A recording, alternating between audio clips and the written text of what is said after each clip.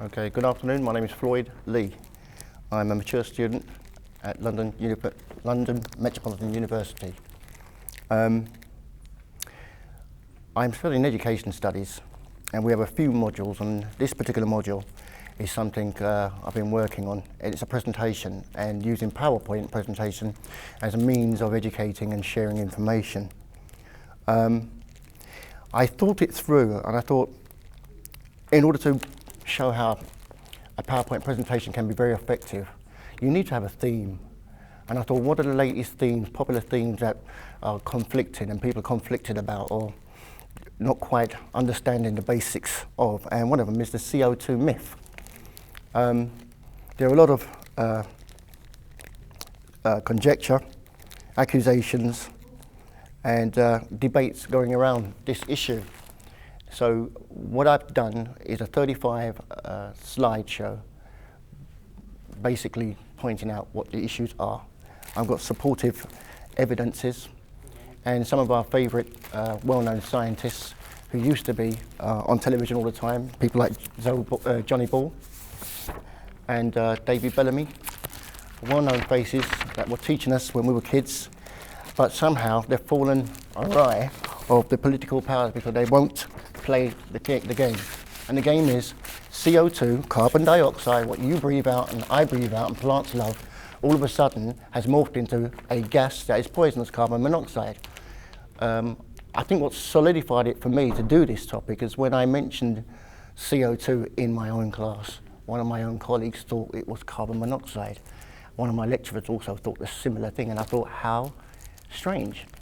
Not many people do science, not many people do biology, and when they've finished with their biology, age 14, 15, 16, wise guys in suits start telling you things about CO2 emissions and how bad it is, and we must be taxed. But we always see city centres and the banks with their lights on at night, McDonald's and Burger King, intensive farming, cows, methane. And besides, the most popular gas in the air, as I wave my hands around, it's nitrogen. 78% of this is nitrogen, 21% is oxygen.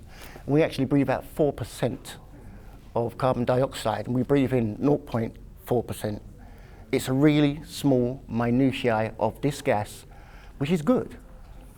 It's a great gas for plants and trees.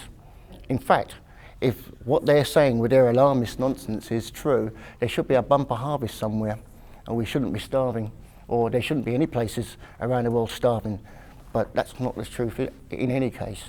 So it's not so much the politics, because it's pretty much a done deal. The information is out, and the global warming alarmists have pretty much lost the argument. In fact, it was in the high courts, a judge ruled in favour of a teacher who argued about Al Gore's film, An Inconvenient Truth. The judge pulled his punches though, because he said there were 9 inconvenient truths, and he instructed teachers, should they play this film, this fiction, to their children, the teachers should tell the children that it's not exactly true, but I don't expect some of those teachers are going to do that. They like their jobs. Besides, Lord Christopher Monckton, who has been known as the high priest of the climate change skeptics, has actually gone through that film and he's found 35 inconvenient truths. And there was a professor who made a film about the great global warming swindle. Such is the beating they've been getting, but they rely on our ignorance. So I think the presentation, once I've rehearsed it, and as you can see I'm stumbling over my words as it is, should sway anybody to investigate it. If not, punch the air and say we're free.